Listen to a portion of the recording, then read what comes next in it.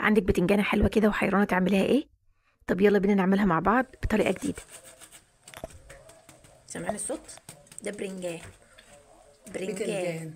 بتنجان. بتنجان، ماما بتقول لكم بتنجان، افتحي له واحدة كده ووريها له. بتنجان. شايفين مقرمشه من بره لكن من جوه طريه وجميله. انا جبت البتنجانه طبعا ماما ست الحبيب اللي بتعملها، قشرتها كويس جدا وبعدين بدات تقطعها عشان هنعملها صوابع. حد هيقول لي نقطعها من فوق، طب نقطعها من الجنب. هي حابه تعمل لكم الاثنين عشان توضح لكم ان الطريقتين حلوين. اهم حاجه تقطعي البتنجانه بتاعتك صوابع الحجم اللي تحبيه، وابداي ملحي البتنجانه بتاعتك، حطي عليها شويه ملح واخلطيها كويس قوي وسيبيها على جنب عشان خاطر لما نيجي نقليها ما تشربش زيت كتير. تمام، ونسيبها على جنب بقى ويلا نعمل الخلطه بتاعتنا اللي هتساعدنا ان احنا نغلف بيها البتنجان. جبت بطين يعني، وبعدين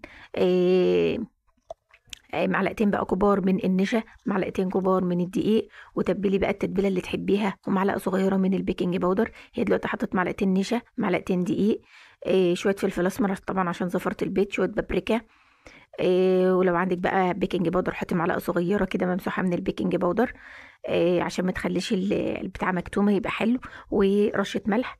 وطبعا نراعي ان احنا متبلين البتنجان بتاعنا بالملح. لو انت حاسه انك حاطه ملح كتير على البتنجان اديله شطفه كده قبل ما تبداي تكملي في الوصفه دي.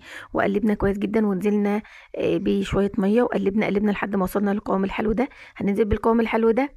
البتاعه دي احنا بنسميها الربه بتاعتنا، في ناس بقى بيسموها صوص، تسموها اي حاجه انتوا عايزينها. وتنزلي بقى على البتنجان وتخلطيه كويس جدا. وكان عندنا بقسماط. هتقولي بقسماط جاهزه ولا ايه؟ لا والله احنا كنا عاملينها في البيت، كنا جايبين عيش ومنشفينه في الفرن وضربناه ناعم خالص بالكبه فادانا الشكل ده. هنبدأ بقى ناخد البتنجان وننزل بيه في البقسماط اللي احنا اتفقنا عليها. لو عايزه برضو تحطي اي توابل وتبهري البقسماط بتاعتك بهريها واعملي فيها اللي انت عايزاه. احنا بالنسبه لنا كانت بقسماط بس. بعدين قلناها في زيت بقى زي ما انتم شايفين. هتطلع بقى معاكي، عارفه، تحس ان هي كفته، تحس ان هي حاجه حلوه قوي يعني. بس كده تبقى انت كده عملتي البتنجان الحلو ده. احنا هناكله مع ايه؟ طبعا هناكله مع كشري وبطاطس وسلطه وبيض وليمون مخلل وبألف هنا. ودي كانت حلقتنا النهارده، بحبكم في الله.